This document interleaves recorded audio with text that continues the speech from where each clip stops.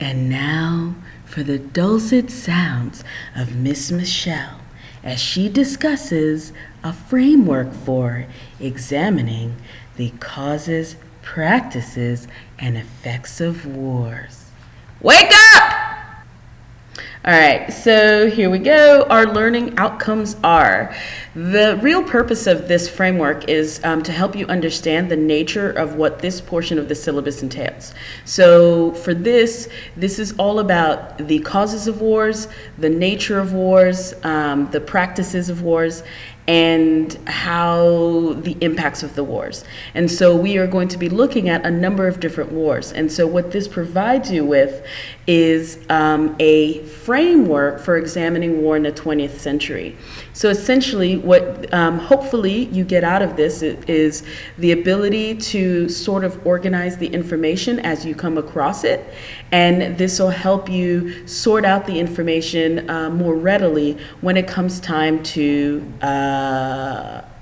use it on an exam.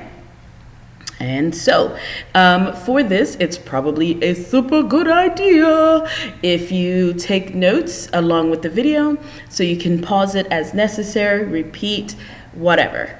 And if you have any questions, it's a really good idea to note those questions in your notes, and in a different color or something like this, so that when we come to class, you've had time to ponder the information, and when you come to class, then you can ask your questions, and if you're lucky, I'll answer. If not, whatever.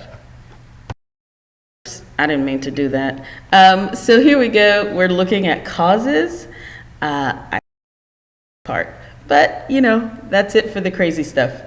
So when we're looking at the causes of war, this can be broken down into 3 different ways of looking at it. So we can look at the causes as long-term, short-term, and immediate, and a bit more on that later on. And so when we look at the causes of war, what we're saying is we want to examine the trends that have developed historically, which then led to the outbreak of war.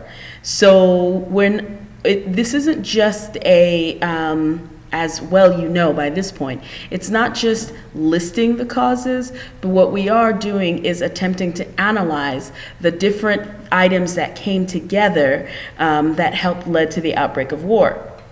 It's important to remember that these causes don't work in isolation, but they're interrelated and dependent on each other. So whenever something is happening, it didn't just happen on its own. It's not that poverty is a cause and only poverty, but you can incorporate political causes as well, because the policies affect the poverty, and potentially the poverty affects the policies, the political policies. And so depending on what the question asks you, that's the emphasis you put it on. But you really must remember that there's nuance to all of this, and there are connections. So always be looking for connections. The other thing that it's important to note about causes is that it really is not about the inevitability of war. So we're not being deterministic. This happened, therefore war. What we're talking about is likelihood. Always we try to believe that there's a chance that something else could have happened. But here we're looking at the percentages in a way, right? Except, this is history and it's kind of and math. Oops. Which of course brings us to specifically what kinds of causes. So one of the better things to do to conceptualize it, and that is order it in your mind, and also to be able to organize it on essays, is to categorize the causes according to some of the specific criteria, right? So the first thing we can look at is economic causes, and it's a fight over economic resources. No way. So it could be about one group wanting to secure some sort of economic resource that another group has.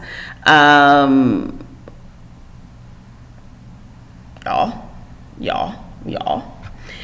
We also have social causes. So one of the things with these social causes is that we have tensions between different social groups or classes, and this can be within the country, or it can be within the region. So this is something in terms of social causes that we look at for the Spanish Civil War as well as the Chinese Civil War. You also have political causes. So what we're going to have are differences between political factions, different political groups. And so basically they want different things. And again, Spanish Civil War, Chinese Civil War. We can look at World War II in this way. Ideological causes. And so what you have here is that people have fundamentally different ideas about how society should be organized. And because they are fundamentally different, then there is no way for them to coexist. So we have the GMD versus the the Chinese Communist Party. In China, you have, you can go back and look at the Bolshevik Revolution in this way. You can, when it has been framed very much as World War II as a fight against fascism. So again, some different ways that you can order it to think about it, and to write about it. And also, these are important words to know, because sometimes on the exam, the question is framed in this way for you to discuss the political and ideological causes or something like that. So make sure you have the vocabulary down. And now we're going to move to looking at, say, long-term causes, right? And so these ideological, social, economic, they can be long-term, they can be short-term, it can be an immediate, etc. What we're saying is that there can be a strain of ideological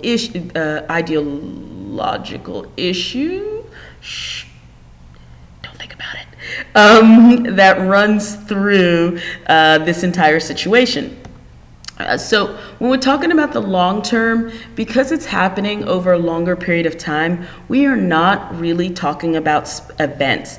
Yes, there are specific things that happen, but more important than events is the culture. So we're talking about the social, political, economic, religious, ideological culture of the country, and how this is going to influence the reactions to the events that lead up to the war. All right. So what we're saying is this is the landscape, the mental, ideological, political landscape that is going to have influence, that's going to then create a situation that is going to allow this war to happen. And so we have some examples, right? So the situation could be long-term poverty. It can be political instability that's lasted a long time, that then creates this opportunity for people to take advantage. So, for example, like when we look at the Bolshevik Revolution, right? This political instability which had been going on since the mid-1800s, regionalism, that different parts of the country or do not feel like they want to be together anymore. They are more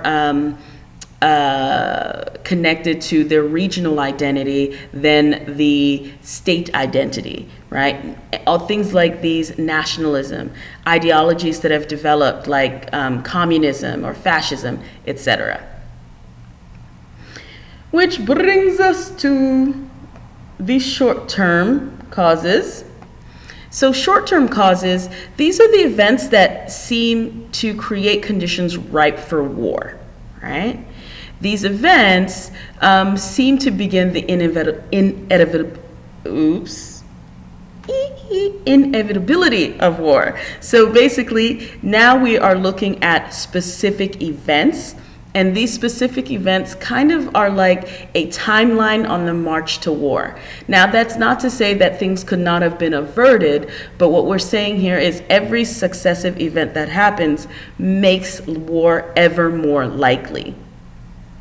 And part of what you do, maybe in an essay, is to discuss why a specific event might be more important toward the outbreak of war than another. And usually I say within about 10, 15 years from the outbreak of war. And so that's kind of the march onward.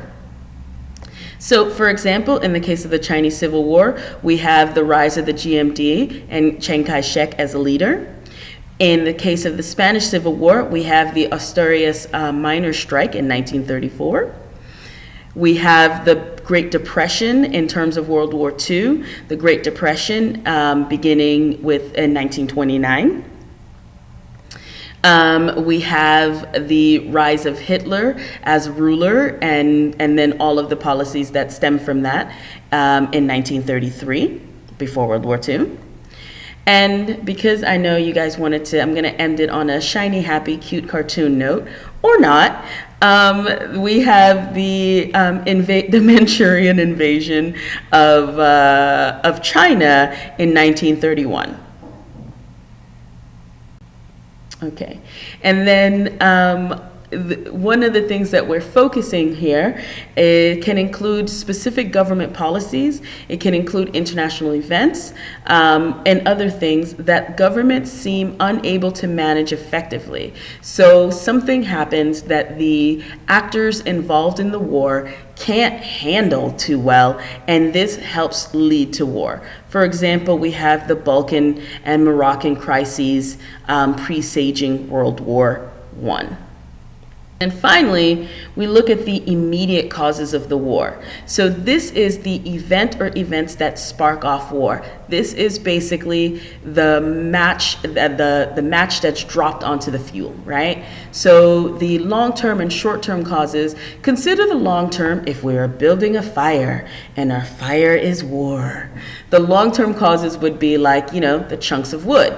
The short-term causes would be like the kindling, like the pieces of paper, the pieces of the little slivers of wood that catch fire really easily. And the immediate cause is actually the lit match dropped onto the kindling. All right. So without these, war would not have broken out. For example, we have the assassination of Archduke Ferdinand. And we have the Shanghai Massacre before the Chinese Civil War. Okay. Okay.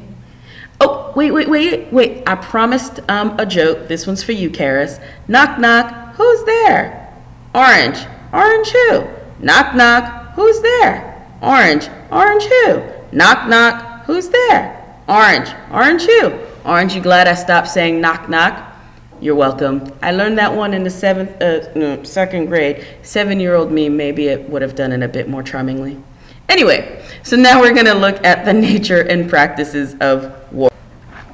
So here, what we're talking about, this is the actual examination of the actual fighting of the war, all right? And so war can come in a number of different types. And so when you're looking at a war, it's important to sort of categorize it to look at what type of war it is. So it can be a limited war. And so what we're saying here is that there are some limits in the way that the war is fought, right? So it can be limited mobilization. They didn't move everybody. They didn't mobilize the whole army, just portions of it. There are limits in terms of the weapons that are used.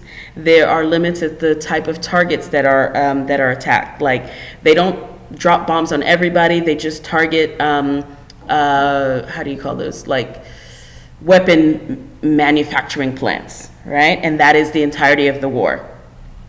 It can be limited in terms of the geographical location. Which brings us to a total war. The total war is when a country uses everything that it has, hence the word total, to fight this war. So all of its human resources, economic and military resources. And so basically the government takes complete control of the country and all of its resources and brings them to bear in the war, and all of the weaponry, all of its money, so that it can try to create a complete victory over their opponent. Guerrilla war is unconventional warfare or tactics that are generally used by smaller groups, groups that have less firepower, they have fewer people, and they bring it against a larger, more conventional army. This is something we will talk about in depth when we look at the Chinese Civil War, and so later wars have been fought with this as well. And then finally, we get to civil war, and a civil war basically happens between two groups or two regions within the same country. And so what we're talking about here is that it may be along ideological differences, or ethnic, or political, or religious, whatever. So, and of course, we will be looking at the Chinese Civil War as well as the Spanish Civil War. And so when we talk about the war and the way that it was fought, we also want to consider the involvement of foreign actors. Certainly the case in the Spanish Civil War, and also the case in the Chinese Civil War, and also the case when we talked about the Russian Civil War, all right? And then we also, when we talk about the nature and the practice of war, we also focus on long-term planning, like the strategies. The word strategy is a word that you need to know, because sometimes the questions ask you to specifically discuss the strategies of the war. So this is long-term planning for military success, the big picture, like the Schlieffen Plan in terms of World War I. And we also talk about tactics, again, vocabulary words you need to know. And this is within the framework of the strategy, what specifically is done to attain a specific target, right? So what kind of troops, how are the troops deployed, what kind of technology is used in order to win this, right? There you go. And the other thing that we need to talk about when we talk about the nature and practice of war, because we're focusing on the 20th century, and this was a massively varying period of time technologically. So when we look at a war, we try to look at the new technologies that are brought in and the impacts that they have had. So, for example, more destructive bombs in World War II.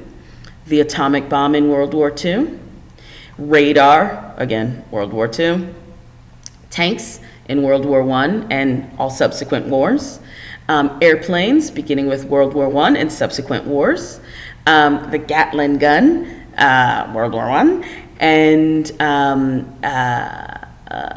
carriers, aircraft carriers, especially important during World War II, and things like the machine gun. So all of these technologies, how are they deployed? Did they make any difference? When we talk about the nature and practice of war, I know I keep saying it also, I know, breathe. We are also talking about the home front. This is especially important in total wars, because the home front, there is very little difference between the actual fronts where people are fighting and the home front, and these are also considered, civilians may also be used as fighters, such as in civil wars, but also in total wars, the home front is mobilized. They themselves are perceived as being part of the war effort. And so here, we also look at the social and economic impacts. All right. So we're getting close to the end here, I promise. So here we look at the effects of the war. And again, with effects, the cool thing is that you can organize it similarly to how you organize the causes to help you in terms of writing the essay and just conceptualizing the information as well. Brings us to, first, ideological effects. And so, have there been any ideological changes because of the war? So we can look at the rise of fascism in Europe. We can look at the implementation of communism in China after the Chinese Civil War, fascism in Spain after the Spanish Civil War, etc. Are there any political effects, such as the changes in the structure of government? Again, this can be like, for example, at the end of World War I, we talked about the breakup of empires and the creation of new states. Social effects, are there any changes to the social structure of the country, the customs and traditions? For example, after World War I, women were given the right to vote in most European countries. There were voting based on property was also gotten rid of, things like this. We can look at the massive changes that occurred in how society was organized as well as government after the Bolshevik Revolution and the Chinese Civil Wars.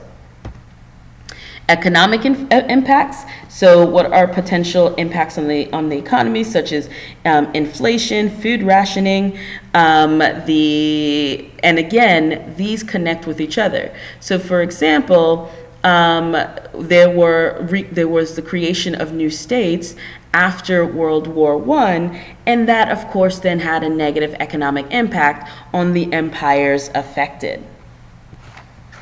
Which brings us to the other thing that we need to talk about when we talk about the effects of war is the manner in which the war ended, whether there were treaties that ended it or not, the nature of those treaties, and the political, social, economic, and ideological impacts, again, as we mentioned. So, for example, after massive amounts of bombing in World War II, the rebuilding, the destruction of the economies that had to take place. The signing of the Treaty of San Francisco between the U.S. and Japan after World War II, in contrast with the signing of the Paris Peace Treaties after World War I, which was everybody signing the same treaties, essentially. We can look at some of the political changes that took place. For example, the expansion of communism into Eastern Europe post-World War II. We can look at the impacts in terms of death and the social, political, economic impacts on the countries. We can look at governmental changes, such as Chairman Mao in China, and Franco in Spain, and economic changes such as the hyperinflation experienced by Germany post-World War I. And so here we end. I leave you with a lovely picture of children playing, with massive amounts of money.